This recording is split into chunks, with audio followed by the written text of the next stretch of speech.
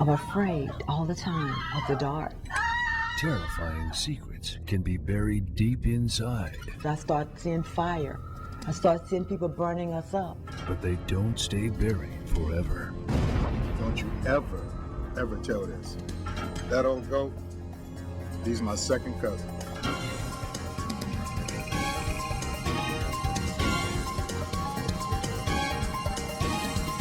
Everybody got something to hide. Two words. We can't talk about this. Keep your mouth shut. A famous enemy, a family connection, and a search for the truth that breaks down racial barriers and reveals how much we really have in common. I had to free my spirit from all the hatred and animosity that I held in my heart so that I could raise my children with no hate.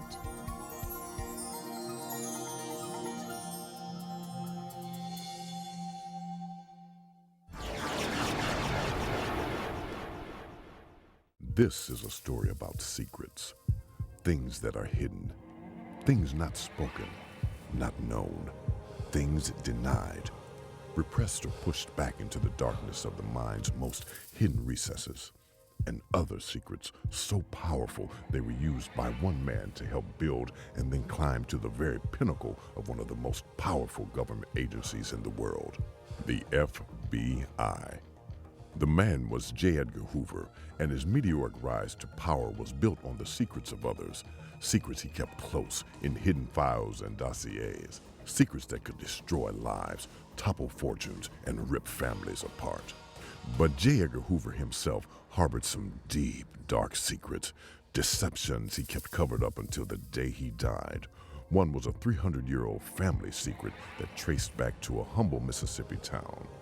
But one woman's search for healing and the truth finally uncovered Hoover's biggest secret, still hidden more than 3 decades after his death. It was a secret he thought no one else knew. Yet a young black girl in 1950s Mississippi had heard his subterranean secret, and she'd known about it all her life.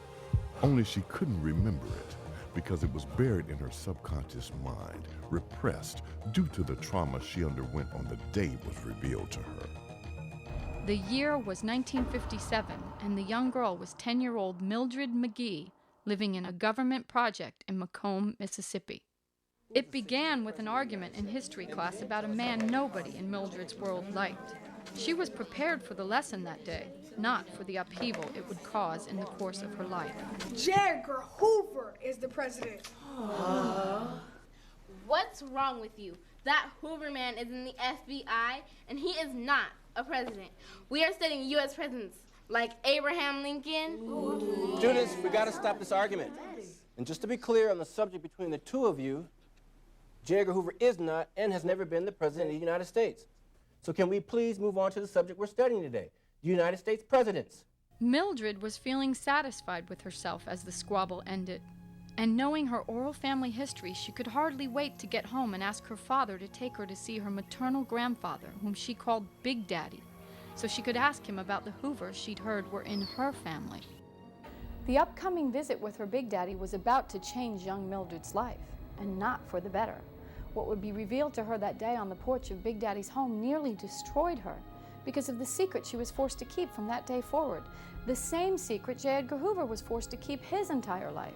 Starting from the traumatic moment it was revealed to him as a young man, a secret that damaged both their lives and ultimately the lives of countless people of color in America, a secret that would put J. Edgar and little Mildred on a collision course that wouldn't connect until almost a quarter century after his death, when she was all grown up and having problems. On that fateful day 40 years prior, she sensed the man in her family named Hoover was not a subject that was talked about openly. So she approached her Big Daddy gingerly. Hello, daughter. Oh, Big Daddy. Big Daddy, is that Hoover man related to us? That old goat, he's my second cousin. Wow. He's an important man. What's that? Keep your mouth shut. That man doesn't want to be part of our family. Don't you ever tell this, or they'll burn us while we sleep.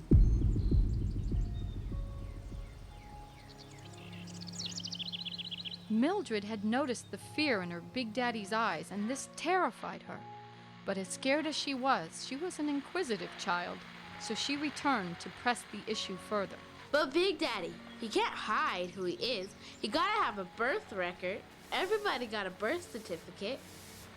No one will ever find one. He'll destroy all the files connecting himself to this family. I believe he's already done it. Go on, Gad, get, go play, Millie.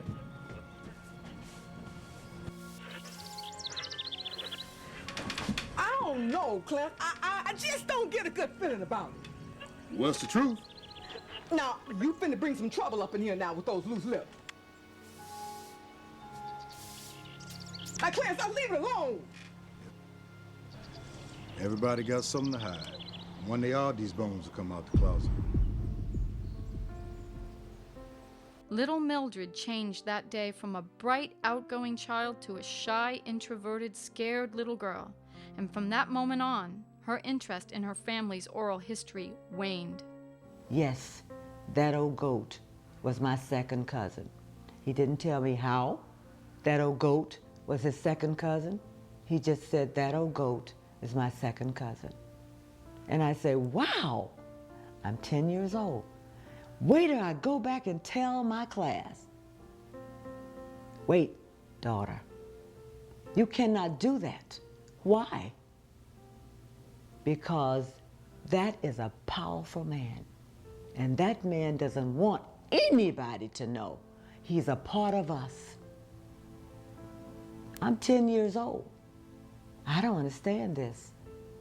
Why not? Because he could have us all killed as we sleep. Think about a child, all killed as we sleep. I gotta go to sleep in the dark. And this man is gonna come in the dark.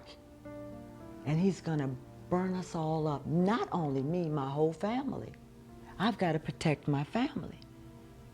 I go to my room and I cry all night. And I cry out to God.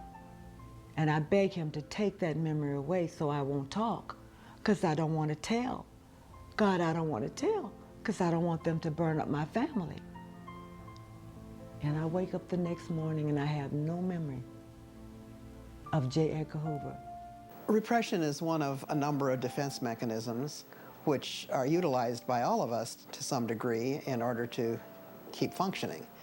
And in repression, something that is extremely traumatic is just too much for a person to handle. And so their psyche just automatically puts it away, like it's gone, like it doesn't exist. The unfortunate thing, of course, is that because something's repressed doesn't mean it has no effect. Years go on, family gatherings, the stories of Mama Emily, all the Hoover children, the babies comes up. And I find myself not wanting to be interested. Why? That little girl is inside of this body now. Don't talk about that. And as I grow, I'm afraid all the time of the dark.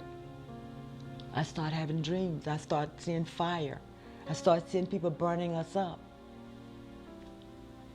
Now I'm locked into this body, and I'm trying to get out. When a child is told something about the family that then they are told to keep a secret, it's very traumatic for a child. Most of us don't keep secrets well, but children particularly don't, so they have to work very hard at keeping the secret. And one of the things they develop, besides the lack of trust and fear of intimacy and possibly depression and possibly low self-esteem, is fear of annihilation. Some of those feelings continue in adulthood, and yet they don't know why. They feel uncomfortable if they've had to keep a secret and their secret is repressed. Then they don't know they're keeping a secret, but they do know that for some reason they don't necessarily feel like the rest of the kids. Sometimes they feel like they don't fit in. Even when at 10 years old, when my grandfather said, "Daughter, you can't do that." He said, because that man does not want to be a part of us. That man wants to be passing for white. And so then he went on to scare me so badly and tell me that he would kill us all. He would have us all burned up. And he had the power. And he had the power, and that's what he said. He had